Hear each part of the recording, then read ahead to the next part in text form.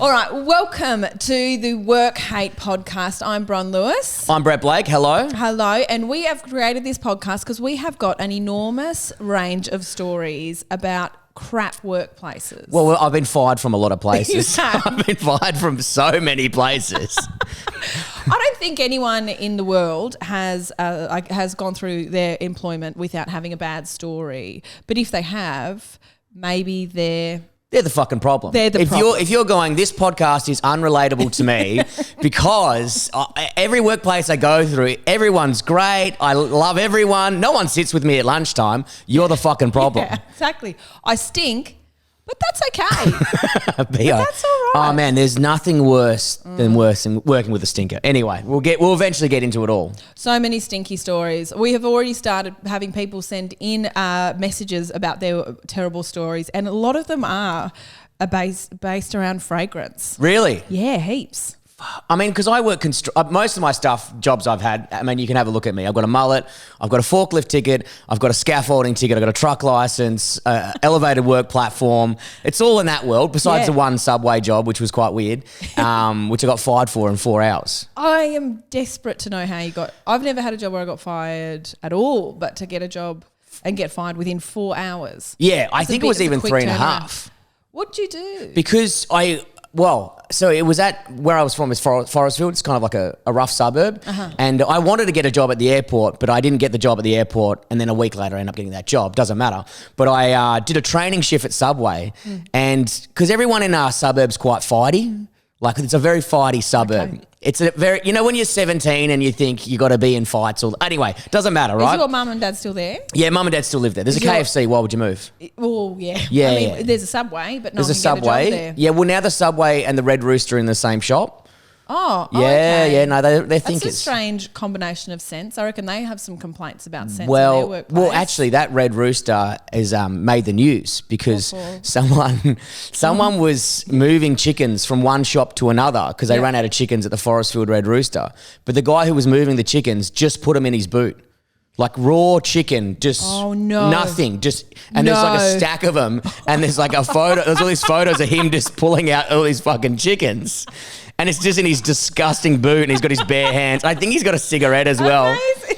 But like not even Glad wrap, like not even a tarp down. Incredible. Yeah, that's my suburb. So how long had your dad worked at Red Rooster? 15 years. It's a family business. We love it. But the Subway, so, they were teaching me about when you're a Subway artist, it's actually quite important. Sandwich artist, right? Yeah, sandwich artist, there's a certain, they call it like I don't know, I didn't pay attention. I was only there 3 hours. But the way you cut into the bread is pretty important, all right? Okay. There's like notes around it. They do it so quick. Yeah, they do it so quick. So this guy came in from my school who I had previously been in a bit of an altercation with. And we hated each other. Yeah. And so he came in and going, who's in the position of power right now? And I'm like, oh, God, this is fucking a nightmare. Well, you did have a knife, though. Yeah, I did. Oh, I didn't even think. It was a butter knife, though. Okay. I could still do some damage. I bet your mum knows how to cut the bitch. She's from Newcastle. She's a fucking Geordie. She is scary. There's the sneeze-proof thing. I couldn't get to him. Oh, yes. But so I put, he wanted chicken teriyaki or something, and then I said, oh yeah, and then the manager was there, like kind of guiding me through it, and I was like, do you want? It's painful. So degrading already. Painful. It's like, yeah, I can put lettuce, but then when you go to Subway, you're like, who taught this fucking idiot? You know what I mean? They're putting tomatoes on their head and shit. Yeah.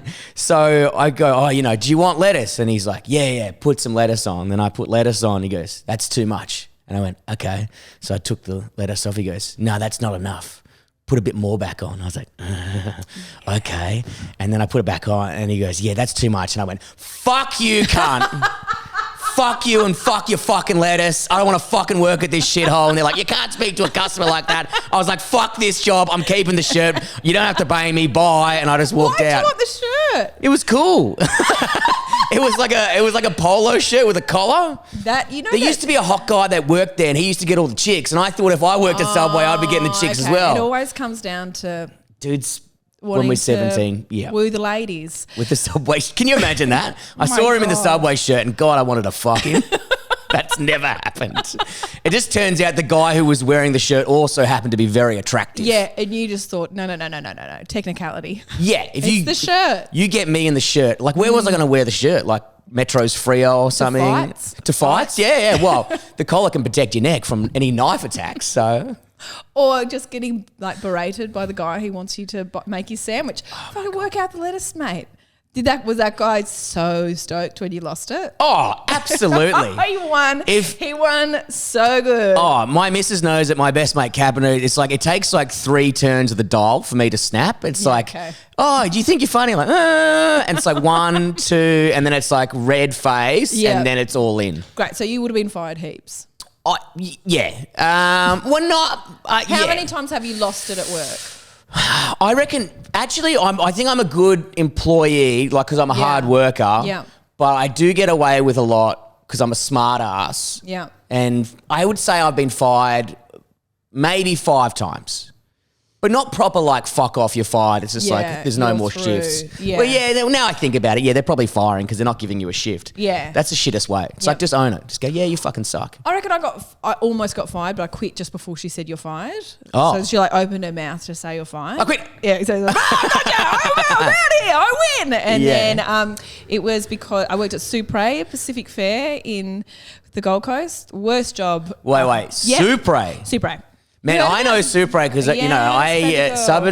suburb girls, they love Supre. It's like trashy clothes, isn't it? So trashy. In Gold Coast. The worst. And there's like, in every single rack, there's like 450 hangers on there and you're squeezing them in. Your like little fingers are getting sore and there's just all these tiny children dressing like whores everywhere you look. No, I didn't want to say it. I was waiting for you to say it. I can say it. Yeah. Because I am a whore. Yeah. It was just...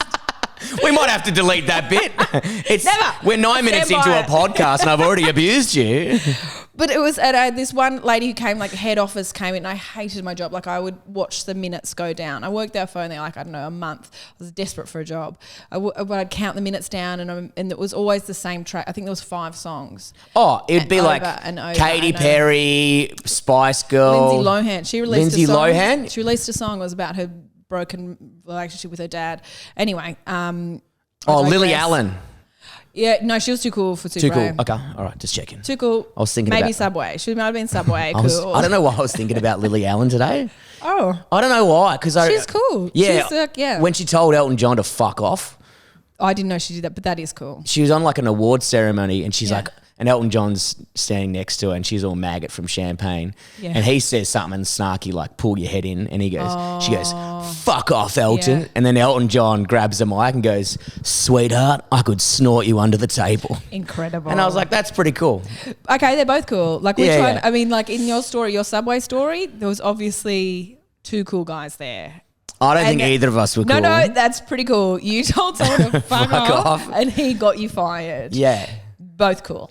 Okay. But then I ended up getting a job at the airport the next week, so it worked out well. Did he try and ruin that job too? No, but I think I might be giving away too many stories on the first episode. But you know what? I wrote something because when you work at the airport, you've got to do like an induction because you're allowed onto the plane fucking landing strip or whatever. You can ruin a lot of things. You can ruin a lot of fucking things. Yeah. And on the induction, I'm a funny guy. I don't know if you know this about me. I think I'm quite funny. You know, I'm yet to see it, but no. Okay, yeah, fair enough. All right. Yeah, I am sweating up here. So we had to do the safety screening, and you got to do like it's a multiple choice. Yeah. And they give you examples. Yeah. But I knew the boss kind of through a mate, so I thought I'd be funny, and it said, "Oh my god, if you see a gun on the conveyor belt, do you?" A, pick it up, shoot everybody. B, pick it up and, run around with it or something, or fire it off in the air. Yeah. Or C, C's always like, none of the above and contact a supervisor. It's always the fucking one that's 2 paragraphs. Yeah. I thought it would be funny to pick it up and fire it in the air. Yeah. Well, you're not going to hurt anyone. Well, no, I'm not option A. I'm not shooting people who are going. You're not your mum. Yeah, I'm not a fucking psycho. I'm just finding a gun and shooting it in the air at an airport. Come on, it's funny. Let me live. There's too many rules nowadays.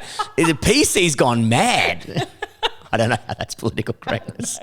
I don't know. The snowflakes are winning is what I'm trying to say. Absolutely. And I just thought I don't know why I thought it'd be funny. And they didn't even it's obviously the wrong answer. They didn't even, That is obviously the wrong answer, yeah. And they didn't correct me and they just gave me the job. Wow. Yeah, they didn't even really look. Yeah. They didn't look. They didn't look at all. No, the people who were going through those tests are the people putting raw chickens in their boots. Yeah. He had 2 jobs. Yeah, if there's a Venn diagram, it's a circle. Yeah. He had 2 jobs, Red Rooster and marking tests at the airport. And so when that lady said, by the way, it's Supre, you're like, have you ever done that when you're in like a relationship and you're like, they're going to break up with me? And you're like... Nah, never, not me. Oh, really? Fuck, that must be... Probably, I don't know, too quick. But they definitely remember it in this Supre day. It was a horrible, horrible day. And at the end, as I was walking out, she said, sorry, Bron, I just need to say to you. Oh, here it is. Yeah, I was like, fuck, just do it. And I was so angry because she'd kind of nitpicked me all day. Yeah. She said, just want to say to you that you are not very Supre. And I said, thank you. That is the nicest thing you could have said to me. And she went, beg your pardon. And I went, I quit. And then I banged it down just through the mall. Just ran out on your shift? Yeah. It was like the end of my shift anyway. I had my bag, but I was like, but if that interaction, we both knew I was never going back. Nah. And it felt so good. Yeah, it's like when they say you got to give us a month notice when you fire. You're like, fuck off. How about I give you... awkward. Oh, what? So I say I hate working here and you're going to make me hang around for a fucking month? Who wants that? No one wants it. You're just okay, give me another 4 weeks to steal shit. You know what I mean? I'm taking pens. I'm taking toilet roll. I'm taking everything. Taking the tests. Yeah. Taking that gun. I'm only firing it safely in the air where there's airplanes. That's safe. Not at people. I'm not a psycho. Can't reach them. No, not it. So it was a 22. It wouldn't have made it. But I actually had, this podcast is obviously about shit work people you work with. And we're going to have different comedians on. Workplaces. It's just work. Well, could be crap boss. Crap boss. Could be crap workmate. Could be crap environment. You could be doing something dreadful. There's people who clean people's ears. What? Yeah. What do you mean? Clean the scum out of people's ears. What, in a workplace, someone come up and clean your ears? There is a workplace. That cleans ears specifically. Yeah, not just at an office job. I just thought you meant you're sitting on the computer and then someone comes up and just starts swabbing your ear. Yeah. And you're like, well, that's weird. Has anyone written that in? No. Margaret, stop doing that. Yeah, fuck off. She's like, I hate it too. Man, I actually think that's quite nice when someone gets an earbud in there, Oh, beautiful. But imagine that being your job. Of cleaning people's I always ears. think bikini waxer. It's nice to work in a salon, I would assume. Yeah. But beautiful. When you got to hey, hold your legs, lean back, and you know that your asshole is exposed. Holy hell. Because people would rock up. People are grubs. Yeah. People would rock up and not have a shower. Yeah. I know that for 110%. You've seen that? No. Okay, great. But you would assume that. Yeah, I'd assume that. Yeah, great. I would too. I've got an excellent because I've story. done it. Because I'm the grub. No, my mate had this. She got this beautiful new ring, and she went and got a wax. And so the places do it differently to get your bottom hair. Some people, they say pull your legs up, and then other places a fetal position rocker. So exposed. Oh, dreadful. And another one, some places you roll on your side, and then they always say, and then could you lift one of the cheeks? And then they get in there real quick. It's a nightmare down there. Absolute nightmare. Do not. It's too much. Anyway, my friend had rolled over, and she said, can you just lift it? So she lifted it, and then the lady went, oh, nice ring. But she was talking about her new ring on her finger. But my mate was like, beg your pardon? What? It's just, and then the fumbling around of that. I meant the one on your finger, not your actual asshole. Bad timing though. You know what I mean? Your asshole's lovely. Yeah, it's beautiful. I mean, it's normal. If I was into that type of thing, I would. Yeah, I'll give it a kiss. I think it's beautiful. Pack her up. I couldn't stare into someone's asshole. No, but some people really like that job. They find that job really satisfying because there's there's a beginning, a middle, and an end to it. When there's other jobs working at a council. Oh God, working at a council, pushing paper around, and having all of these boss people being like, no, you have to go to this person, and then that person will go to that person. There is a beginning in the middle of the end. There is no end in those jobs. There's so many people in middle management that just don't do anything. Waste time, and it's let's have a meeting about that. It's like, what the fuck are you talking about? I'm so glad I've never worked in an office because it's fucking scary. You would bring a gun. I would. Yeah. I would actually not shoot in the air this time. I would just fucking offload, you know? Who's cleaning my ears? Who's touching my fucking ears? Who wants to wax my asshole? No one. No one wants to touch it. But I had a psycho boss. You did. I reckon he was I mean, I don't know. I'm not a doctor. I reckon he was No one's accused you of that. No one's ever brought it up. Never. I'm not a medical professional. Or am I? We'll find out. Yeah. Let's see. I've got my first aid certificate. If someone gets shot, well, if you know what to do, He would be amazing. He was kind of crazy, and he always used to tell us these stories, and then to try and make himself sound cool. Yeah. He'd be like, man, I was in a band, and we used to play this venue, and like it was wild. I'll just grab like all the drinks, you know, like on the trays, and I'll throw it on the floor, and the bar staff used to think that was hilarious. You're like, no, they didn't. They fucking hated you. They fucking hated you.